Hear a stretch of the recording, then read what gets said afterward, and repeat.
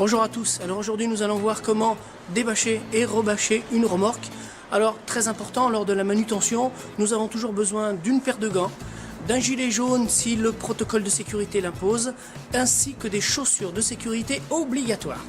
Il est très important aussi lorsque vous déchargez ou que vous chargez par le côté latéral, ne restez pas trop près des engins qui vont venir vous charger ou vous décharger.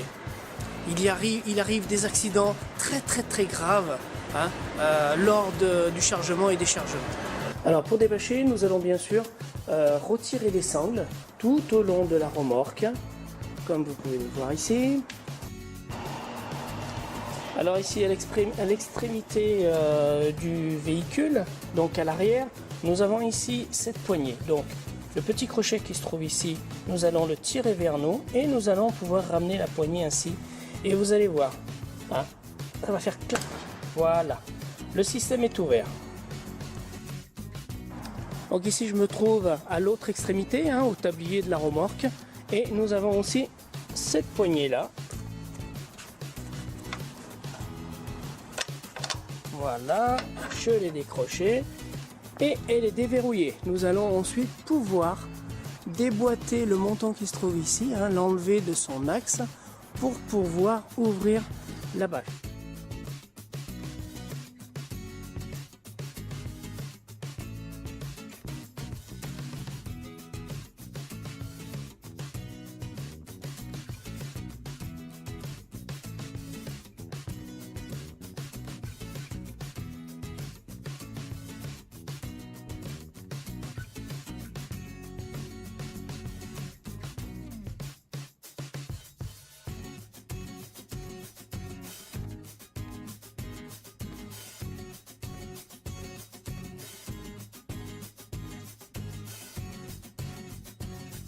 Alors pour les retirer les planches à l'intérieur de la remorque, je vais passer par les portes arrière.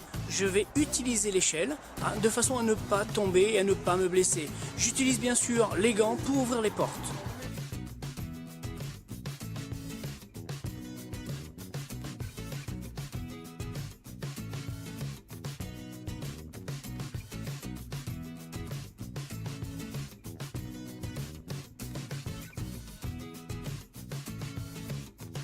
Alors maintenant, la dernière opération, pour pouvoir charger le véhicule, nous allons devoir enlever les poteaux qui se trouvent ici.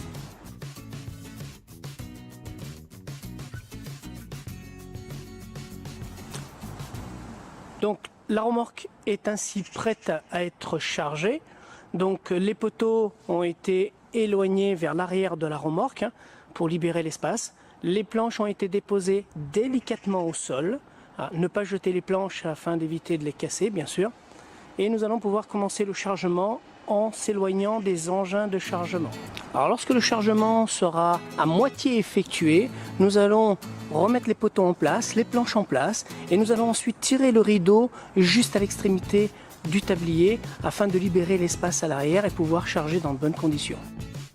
Lorsque nous allons remettre la bâche en place, j'attire votre attention sur l'angle au tablier de la remorque, de façon à ce que la bâche passe bien dessous, parce que sinon ça provoquerait un pli sur la bâche et elle n'assurerait plus son étanchéité.